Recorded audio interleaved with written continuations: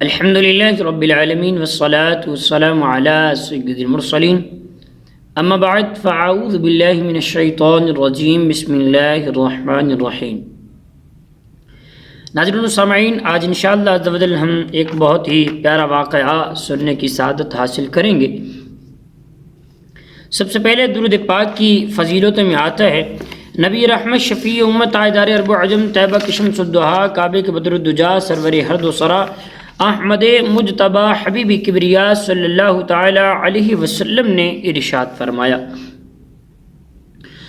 بے شک کل قیامت کے دن اس کی دہشتوں اور حساب کتاب سے جلدی نجات پانے والا وہ شخص ہوگا جس نے دنیا میں مجھ پر کثرت سے درود پڑھے ہوں گے۔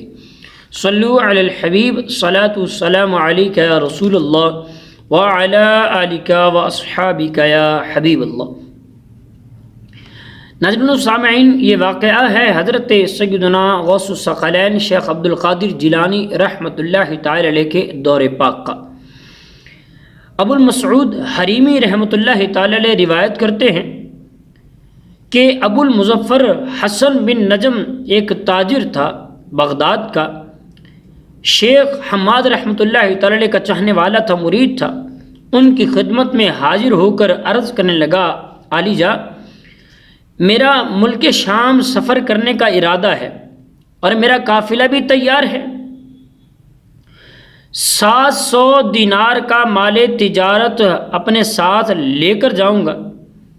تو شیخ حماد رحمۃ اللہ تعالی علیہ نے ارشاد فرمایا، اگر تم اس سال سفر کرو گے تو تم سفر میں ہی قتل کر دیے جاؤ گے اور تمہارا سارا مال و اسباب بھی لوٹ لیا جائے گا۔ اب یہ اپنے میر و مرشد کا فرمان سن کر غمزدہ حالت میں باہر نکلا۔ راستے میں حضرت غوث الثقلین سیدنا شیخ عبد القادر جیلانی رحمۃ اللہ تعالی علیہ سے اس کی ملاقات ہو گئی۔ اس نے حضرت شیخ حماد رحمۃ اللہ تعالی علیہ کا ارشاد پاک سنایا کہ انہوں نے یوں ارشاد فرمایا ہے کہ اگر تم سفر کرنا چاہتے ہو تو تمہیں نقصان کا اندیشہ ہے، تمہیں نقصان اٹھانا پڑ جائے گا۔ جب اس نے یہ واقعہ، یہ بات، یہ ارشاد حضرت غوث الثقلین شیخ عبد القادر جیلانی رحمۃ اللہ تعالی کو بتائی تو میرے غوث پاک، پیروں کے پیر، روشن دستگیر حضرت سیدنا شیخ عبد القادر جیلانی رحمۃ اللہ تعالی نے ارشاد فرمانے لگے، تم سفر کرنا چاہتے ہو، اپنے سفر پر جاؤ، اپنے سفر سے تم بخیر و عافیت صحیح سلامت واپس آ جاؤ گے، میں اس کی ضمانت دیتا ہوں۔ یہ بات کہہ کر حضرت غوث الثقلین رحمۃ اللہ تعالی علیہ تشریف لے گئے، اور اس نے جب یہ غوث الثقلین رحمۃ اللہ تعالی علیہ سے خوشخبری سنی تو وہ اپنا مال تجارت لے کر ملک شام کی طرف سفر کر گیا۔ ملک شام جا کر اس نے 1000 دینار کا اپنا مال فروخت کیا، یعنی تجارت کر لی، اس نے نفع کمایا، اور اس کے بعد وہ تاجر اپنے کسی کام کے لیے حلب چلا گیا۔ وہاں ایک مقام پر اس نے اپنے 1000 دینار رکھے اور رکھ کر وہ دیناروں کو کہیں بھول گیا، اپنے کام کاج میں کہیں مصروف ہو گیا اور دینار رکھ کر اسے یاد نہ رہا کہ کہاں رکھے ہیں۔ اب وہ واپس حلب میں اپنے قیام گاہ یعنی آرام گاہ میں آیا اور نیند کا سخت غلبہ تھا، تھکا ہوا تھا، نیند آتے ہی وہ سو گیا۔ اب عالم خواب میں کیا دیکھتا ہے کہ عرب کے بدوؤں نے اس کا قافلے سارے کے سارے کو لوٹ لیا ہے، قافلے کے کافی سارے آدمیوں کو ان ڈاکوؤں نے قتل کر دیا ہے اور خود اس پر بھی حملہ کر کے اس کو بھی مار ڈالا۔ اب یہ گھبرا کر ابو المظفر حسن بن تاجر جو شخص تھا وہ گھبرا کر جب اٹھا، بیدار ہوا، ہڑبڑا کر اٹھا، اسے اپنے دینار یاد آ گئے کہ کہاں رکھے تھے۔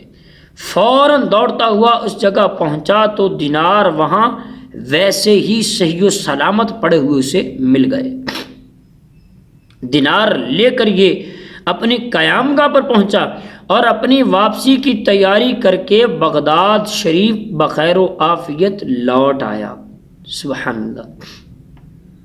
جب بغداد شریف پہنچا تو اس نے سوچا کہ پہلے حضرت سیدنا شیخ حماد رحمۃ اللہ تعالی علیہ کی بارگاہ میں حاضری دیتا ہوں، میرے پیر و مرشد ہیں، وہ عمر میں بڑے ہیں، یا حضرت سیدنا غوث اعظم رضی اللہ تعالیٰ عنہ کی خدمت میں حاضر ہوں کہ آپ رحمۃ اللہ تعالی علیہ نے میرے سفر کے متعلق جو ارشاد فرمایا تھا بالکل درست ہوا تھا۔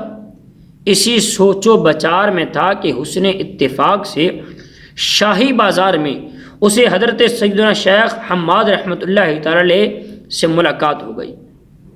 حضرت شیخ حماد رحمۃ اللہ تعالی علیہ نے اس کو ارشاد فرمایا کہ ایسا کرو، پہلے تم حضرت سیدنا غوث الثقلین شیخ عبد القادر جیلانی رحمۃ اللہ تعالی علیہ کی بارگاہ میں حاضر ہوں، اس لیے کہ وہ محبوب سبحانی ہیں۔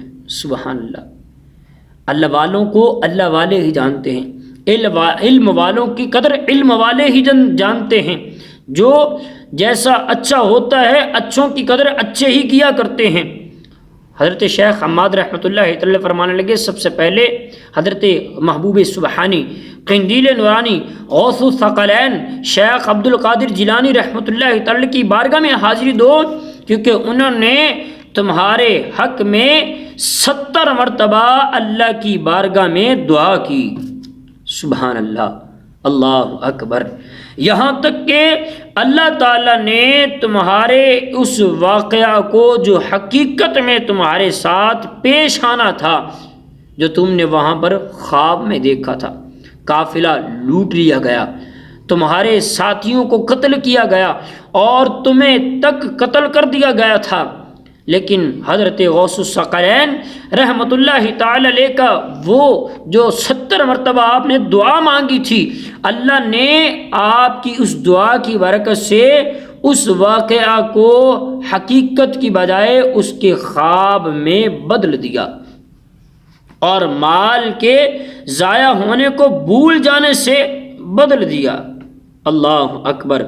اب جب تاجر غوث الثقلین حضرت سیدنا شیخ عبد القادر جیلانی رحمۃ اللہ تعالی کی بارگاہ میں حاضر ہوا تو میرے غوث پاک پیران پیر روشن دستگیر رحمۃ اللہ تعالی علیہ نے ارشاد فرمایا، اللہ اکبر، جو کچھ شیخ حماد رحمۃ اللہ تعالی علیہ نے شاہی بازار میں تجھ سے فرمایا وہ بالکل ٹھیک ہے کہ میں نے 70 مرتبہ اللہ کی بارگاہ میں تمہارے لیے دعا کی تھی، وہ تمہارے قتل کے واقعہ کو بیداری سے خواب میں تبدیل فرما دے اور تمہارے مال کے ضائع ہونے کو صرف تھوڑی دیر کے لیے بھول جانے میں تبدیل کر دے۔ اللہ اکبر۔ مشکل وقت میں کیسے کرم فرمایا پیران پیر روشن دستگیر نے۔ اللہ اکبر۔ میرے اعلیٰ حضرت امام اہل سنت رحمۃ اللہ تعالی علیہ فرماتے، واہ کیا مرتبہ اے غوث ہے بالا تیرا، اونچے اونچوں کے سروں سے قدم اعلیٰ تیرا۔ ناظرین و سامعین، غور کریں کہ اللہ تبارک و تعالی نے غوث الثقلین رحمۃ اللہ تعالی علیہ کو کتنی فضیلتیں، کتنی برکتیں عطا فرمائی ہیں کہ آپ کی دعاؤں کی برکت سے اس کی مشکل بھی آسان ہو گئی اور اس کی مصیبت بھی دفع ہو گئی اور اس کی جان بھی بچ گئی اور اس کا مال بھی بچ گیا۔ اسی طرح ناظرین و سامعین، بہجت الاسرات میں آتا ہے کہ ایک مرتبہ دریائے دجلہ میں سخت طوفان آ گیا۔